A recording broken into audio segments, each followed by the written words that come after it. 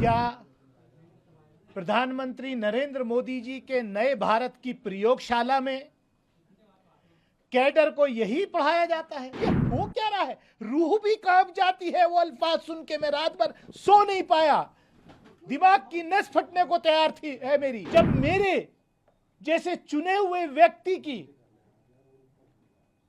स्थिति आज इस देश में यह है, तो एक आम आदमी की स्थिति क्या होगी? इस सदन को भी छोड़ने पर विचार कर रहा हूं, क्योंकि यह एक सभ्य समाज में बर्दाश्त नहीं किया जा सकता। सुबह से इंतजार कर रहा था आदरणीय लोकसभा स्पीकर साहब से मिलने के लिए। अनफॉर्चुनेटली वो उपलब्ध नहीं हुए हाउस में। मैं पार्लियामेंट से अभी उनके ऑफिस में अपना खत रिसीव करा करके आ रहा हूं, और मुझे उम्मीद ही नहीं, पूरा यकीन है कि आदरणीय लोकसभा स्पीकर कल की घटना का संज्ञान लेते हुए जो उचित कार्रवाई है वो करेंगे। मैंने नोटिस दिया है, क्योंकि सब चीज रिकॉर्ड पे है, और ये पहली बार हुआ है कि एक चुने हुए सांसद के खिलाफ इतनी अमर्यादित भाषा, इस तरीके की धमकी। मैं पूछना चाहता हूं, क्या आरएसएस की शाखाओं में, क्या प्रधानमंत्री नरेंद्र मोदी जी के नए भारत की प्रयोगशाला में कैडर को यही पढ़ाया जाता है? जिस तरीके का कल दुनिया की लोकतंत्र की, we are mother of democracy according to honourable prime minister, and we are proud of it. उस मदर ऑफ डेमोक्रेसी के टेंपल में एक चुने हुए सांसद के खिलाफ जिस तरीके के अल्फाज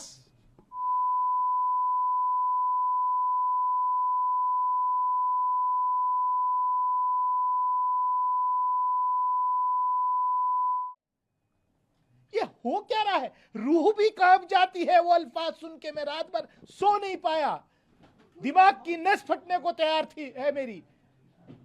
मैं इंतजार कर रहा हूं कि मैं करूं तो करूं क्या, जब मेरे जैसे चुने हुए व्यक्ति की स्थिति आज इस देश में यह है, तो एक आम आदमी की स्थिति क्या होगी? मुझे उम्मीद है कि मेरे साथ न्याय होगा। आदरणीय स्पीकर साहब कार्रवाई करेंगे, नहीं तो मैं भरे मन से इस सदन को भी छोड़ने पर विचार कर रहा हूं, क्योंकि यह एक सभ्य समाज में बर्दाश्त नहीं किया जा सकता। क्या है?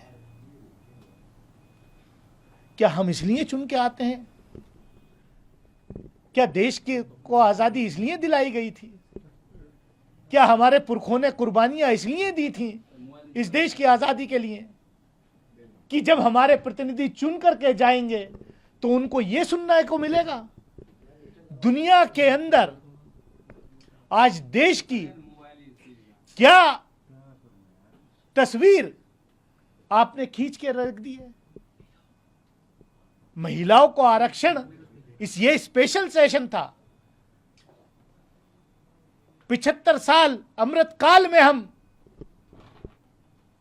गए हैं, पार्लियामेंट की नई बिल्डिंग में हम गए हैं। महिलाओं के आरक्षण के लिए ये संसद का सत्र विशेष रूप से बुलाया गया, वो आरक्षण कब मिलेगा? 2029 में लागू होगा, 2034 में होगा या 2047 में होगा? अभी उस पर सवालिया निशान है, मैं उसमें नहीं जाना चाहता। लेकिन मुझे तो ऐसा लग रहा है कि क्या ये स्पेशल सेशन इस देश के चुने हुए एक सांसद को उसकी कम्युनिटी से लिंक करके उस पर इस तरीके का अटैक करना, सोच भी नहीं सकता, मैं सोच भी नहीं सकता। इन्होंने केवल मुझे या मेरे फॉलोवर्स को ही नहीं, पूरे देश को शर्मसार किया है, पूरे देश की आत्मा को शर्मसार करने का काम किया है। अब बस देखना इतना है कि रमेश विदुड़ी जी के खिलाफ, honourable member of parliament Lok Sabha के खिलाफ, उनकी पार्टी कोई कार्रवाई करती है या नहीं, या देश ये इंतजार करे कि कब उनका प्रमोशन होकर के उनको केंद्रीय मंत्रिमंडल में शामिल किया जाएगा। क्योंकि शायद ये कंपटीशन हो गया है भाजपा के नेताओं में कि आप ऐसा कीजिए, आप ऐसे बयान दीजिए। पहले तो संसद के बाहर ही होते थे, अब संसद के अंदर भी मारने की धमकियां दी जा रही हैं। बाहर तो धमकियां बहुत बार नेताओं ने, इनके मंत्रियों ने, सबने दी हैं। लेकिन ये सोचना पड़ेगा कि हम इस देश को अमृत काल में किस तरफ ले जा रहे हैं। आप तो बड़े सॉफ्ट स्पोकन हैं, कैसे हो गया? सर्कमस्टांसेस क्या बना था क्योंकि आप वहां थे, मौजूद? सर्कमस्टांसेस कुछ नहीं था। हम तो चंद्रयान पर चर्चा चल रही थी। देश को गौरव है, हर कोई देश के साइंटिफिक कम्युनिटी को बधाई दे रहा था, हमने भी पार्टिसिपेट किया। जब बीजेपी के सांसद रमेश विदुड़ी जी बोलने को खड़े हुए तो उन्होंने अपने भाषण की शुरुआत में कुछ ऐसे अल्फाज यूज किए, खास तौर से आदरणीय प्रधानमंत्री जी के बारे में, कि लोग विपक्ष को एड्रेस करते हुए कि कुछ लोग इस देश में ऐसा सोचते हैं,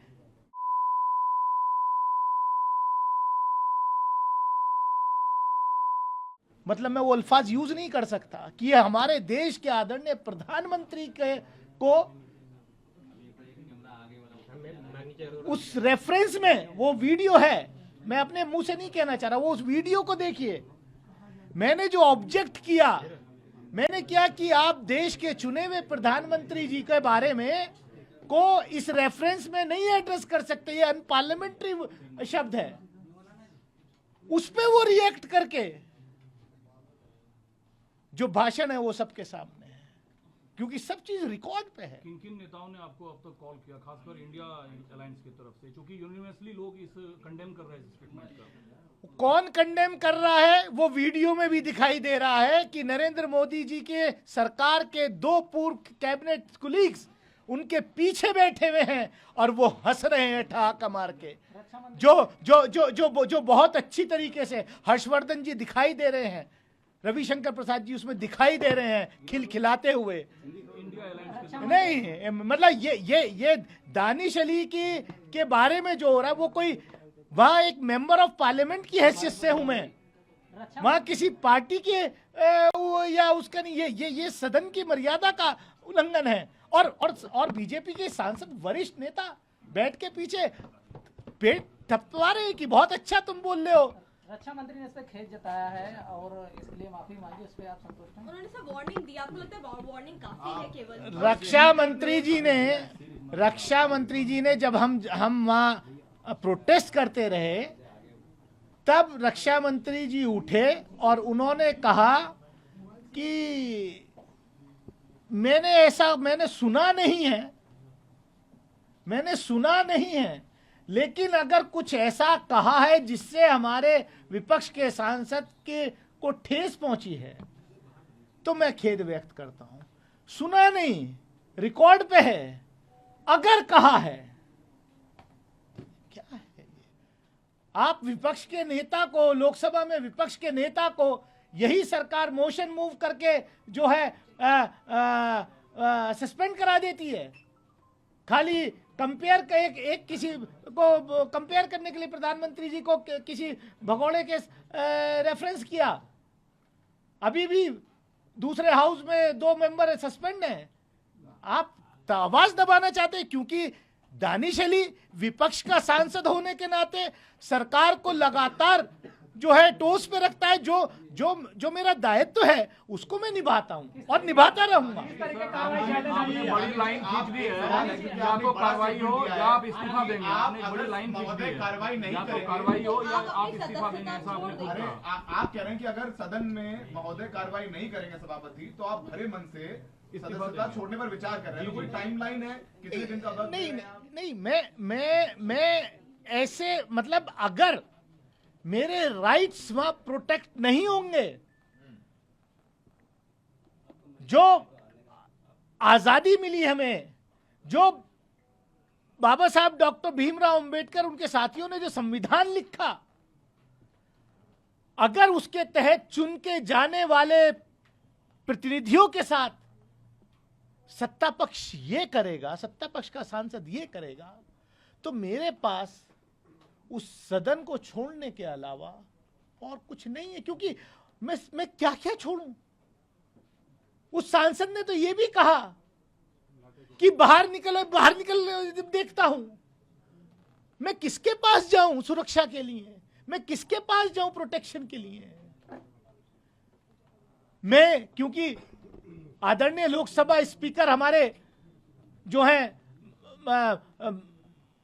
गाइड हैं, हमें वो प्रोटेक्ट करते हैं। हमें पूरी आशा है, पूरी उम्मीद है कि वो हमारे अख्तियारातों को जो हमारे उनको वो जो है बचाएंगे, वरना कैसे चलेगा? मामला सिर्फ आपका नहीं है, बहन जी से बात हुई आपकी, मायावती जी से बात हुई? ये खबर आ रही है कि स्पीकर कह रहे हैं कि उन्होंने वार्निंग दी है। कहा जा रहा है कि रमेश बिधूड़ी को इस मामले में वार्निंग देके छोड़ा गया है कि अगर आगे ऐसा करते हैं तो कार्रवाई होगी। क्या आश्वासन? मुझे कमेंट से वो स्पंज करने के लिए कहा। मैंने दोनों चीज के लिए चिट्ठी दी है कि जो बीजेपी के सांसद ने मेरे बारे में अमर्यादित भाषा का उपयोग किया है सदन में, उसको एक्सपंज किया जाए। मैंने ये भी चिट्ठी रिसीव कराई है और मैंने प्रिविलेज का नोटिस भी दिया है। अब ये आदरणीय स्पीकर साहब का प्रोरोगेटिव है कि वो क्या कार्रवाई करते हैं। टीएमसी की तरफ से दानिश जी कहा जा रहा है कि ये सिर्फ अनपार्लियामेंट्री लैंग्वेज का मामला नहीं है, हेट स्पीच का मामला है। रमेश बिधूड़ी को सस्पेंड किया जाए, प्रिविलेज मोशन मूव किया जाए।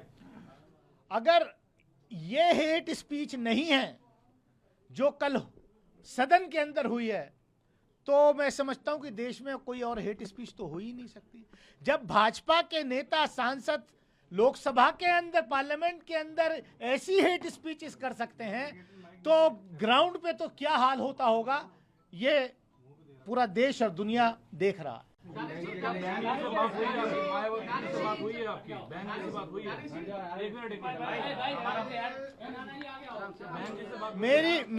मेरी किससे बात हुई है, किससे नहीं बात हुई है?